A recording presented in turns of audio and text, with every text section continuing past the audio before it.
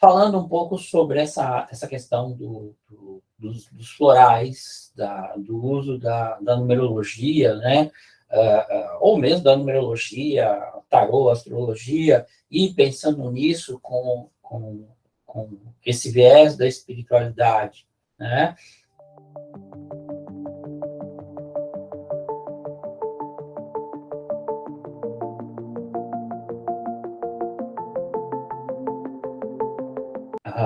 Mas, sobretudo, o que é sobretudo, o que são os mapas, né? E eu falo tanto o mapa numerológico, quanto o mapa astrológico, quanto mesmo quando a gente faz, dependendo do oraculista, né? Dependendo do sistema oracular, isso também pode ser visto, né? Mas o que ocorre? Sobre a numerologia e a astrologia, a gente tem um viés muito claro de entender o que é o caminho de alma, né? Ou seja, aquilo que a pessoa veio fazer ou veio vivenciar em termos, né, do conteúdo, em termos da frequência, da essência de alma dela. E é muito interessante usar essa palavra essência, né? Porque quando a gente fala dos números, ou mesmo dos signos, eles são codificadores de essência, né? E os florais, né? O que os florais são? Os florais são essências florais, né? São essências à base de flores. E o que as flores, né? O que os florais são para nós? Os florais, eles também são elementos dispositores, ou a gente pode dizer que sintonizadores de determinadas frequências, né, de determinadas essências. Né? Então, quando você toma uma essência floral, o que uma essência floral te traz? Ele te traz uma sintonia com um determinado aspecto da alma, ele te traz uma sintonia, ou mesmo uma ressonância, né? Ele dispara uma ressonância com algo, muitas vezes, que já está em você, em termos de alma, em termos de personalidade.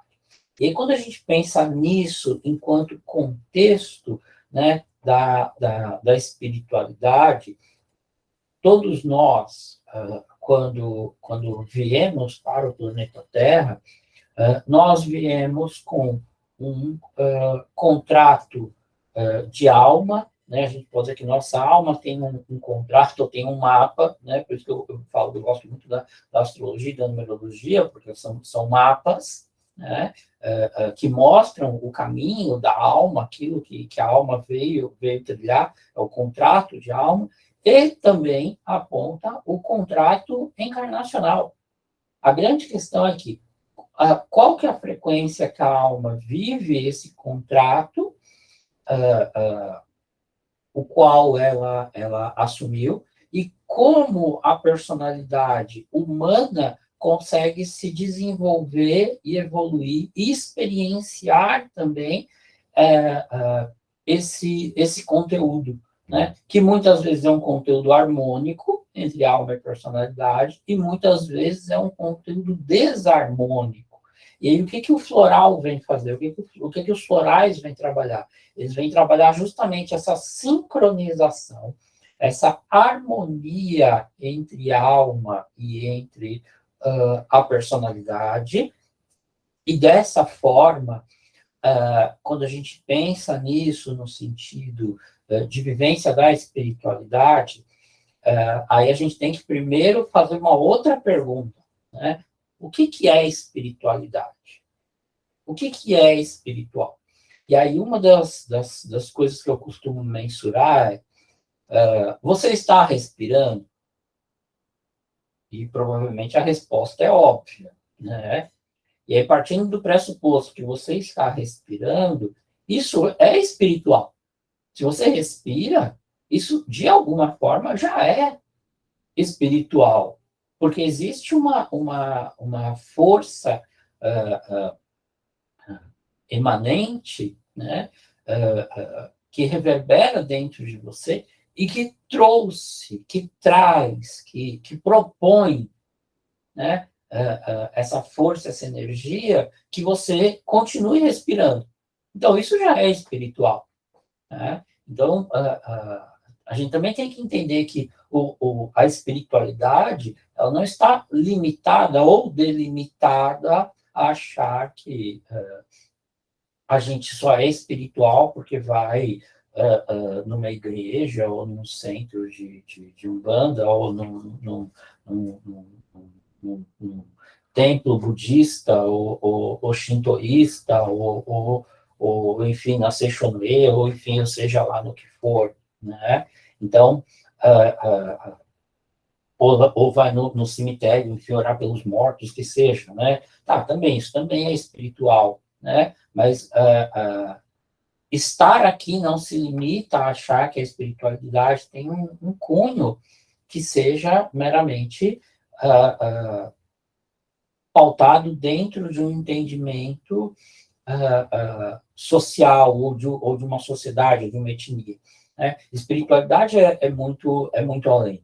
Espiritualidade é a maneira como você se relaciona com as pessoas. Espiritualidade é a maneira como você escolhe o seu alimento. Espiritualidade é a maneira como você se relaciona com o meio ambiente, com o cachorro, com o gato, com o peixinho, com o papagaio, né? Eu falo que até para matar uma barata, né? Isso tem muito a ver com a espiritualidade, né? Porque se você realmente precisa matar a barata, então tente fazer isso da forma, digamos, mais imediatista possível, no sentido de que a barata precisa sofrer? Não. E aí fica a pergunta, você precisa sofrer mesmo que você não goste da barata? Provavelmente não. Então, até se você tiver que ter um ato, né, uma ação que de alguma maneira seja agressiva nesse caso, isso já pauta um nível de consciência. E espiritualidade nada mais é do que essa consciência, do que essa ressonância e do que essa harmonia, esse equilíbrio entre alma e personalidade. Então, um dos exemplos, uma das coisas que eu posso dizer que é bastante comum, né? Por exemplo, vou dar um exemplo aqui de numerologia, né? Por exemplo, uma pessoa que tem lá, quando a gente abre o mapa, né, ela tem uma alma 5 e tem um número de propósito 4, né? Então, o que acontece? Muitas vezes a pessoa, por um lado, ela tem um ápice de busca da liberdade, das experiências, de ter uma vida dinâmica, de ser uma pessoa muito disposta, de se identificar com essa coisa dos esportes, viajar e realmente assim estar pronta para tudo a toda hora, né? Que é muito essa energia do 5, né? Mas aí quando ela tem esse propósito do 4, ela olha para a vida mais no nível humano e aí ela tem essa coisa de que ela precisa de segurança, precisa de estabilidade, precisa de uma vida pautada num senso de disciplina, precisa uma vida direcionada num contexto de construção, de aquisição, de concretização, que é algo que para essa alma, né, quando a pessoa tem essa reverberação dessa alma 5, que quer ser livre, quer viajar, quer ir para o mundo, e aí ela tem esse propósito 4, que traz esse excesso de responsabilidade, muitas vezes, quando a pessoa tem uma dificuldade de sincronizar esses dois aspectos, dificilmente ela vai conseguir, por exemplo, ter um equilíbrio nas relações familiares. Dificilmente ela vai conseguir ter realmente um equilíbrio dentro das relações afetivas. Dificilmente ela vai conseguir ter realmente um equilíbrio dentro daquilo que ela veio viver no planeta, porque ela tem uma forma de viver por conta da energia da alma, ela tem uma outra forma completamente diferente de viver por conta dessa frequência de propósito, dessa frequência que envolve a persona, e aí por conta disso, o uso do floral, quando a gente fala em termos de despertar em termos de expansão de consciência, né? Enquanto espiritualidade, é uma expansão que traz um entendimento de que essa estabilidade pode ser conquistada, ainda que se mantenha uma certa liberdade, e que muitas vezes, por meio do uso, né, dessa vivência da liberdade, do bem-estar, desse processo do direito de ir e vir, que é uma coisa muito forte, de novo, no 5, mas quando há essa consciência que eu também posso, né, manifestar isso no trabalho, eu posso ter um trabalho onde eu possa buscar um nível de liberdade, um nível de autonomia, e que aí tanto o 4 quanto o 5 precisam dessa autonomia, precisam dessa liberdade, e vivem muito bem isso, né?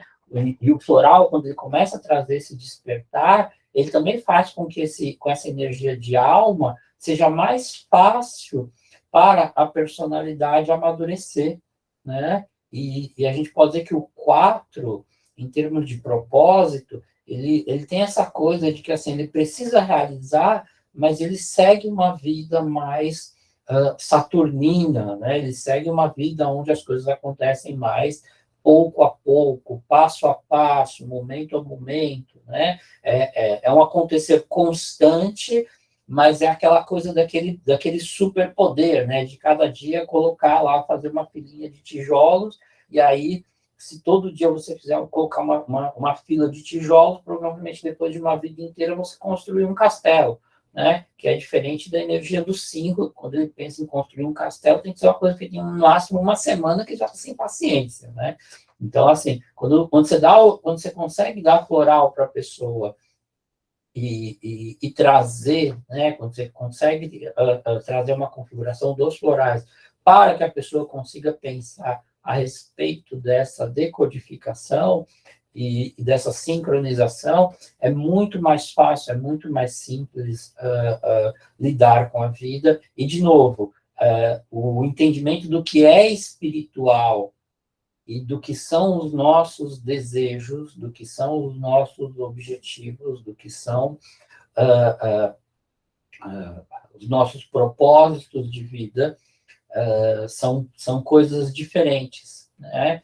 E também a gente começa a trazer uma outra coisa também muito pertinente, é que assim, o floral, eu percebo que ele traz muito a seguinte percepção. Num primeiro momento, num primeiro nível, mesmo nesse conflito do 4 e do 5, né, usando esse exemplo, o floral ele vai trazer o pensamento do eu, o pensamento de como eu fico diante das situações, né? Tanto para o 4 quanto para o 5. Tanto para a alma quanto para a persona, né? Só que aí, num outro momento, o floral, o que ele traz? Ele traz também um eixo de consciência, um eixo de percepção do meio. Nossa, como é que o meu pai, como é que a minha mãe, como é que os meus irmãos, como é que meus primos, como é que as pessoas, as amigas, os amigos, os conhecidos, como é que as pessoas que estão aqui mais próximos a mim ficam quando eu, né, quando eu me coloco num determinado ponto. E aí o floral traz também essa identificação com o meio primário, né?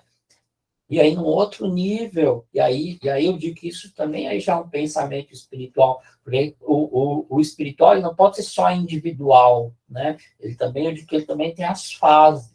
Então, quanto mais a gente vai ressonando, mais a gente também depois começa a pensar, tá, mas essa minha atitude, essa minha postura, como é que isso que eu estou fazendo vai afetar, sei lá, a cidade onde eu moro?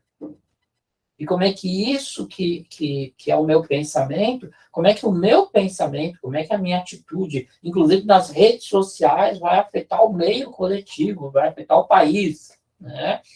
E até vai fazer a pessoa pensar, né? Opa, mas será que não era melhor eu não fazer tal comentário? Será que não era melhor eu apenas observar? Será que não era melhor eu deixar que as pessoas também tenham seu tempo de aprendizado?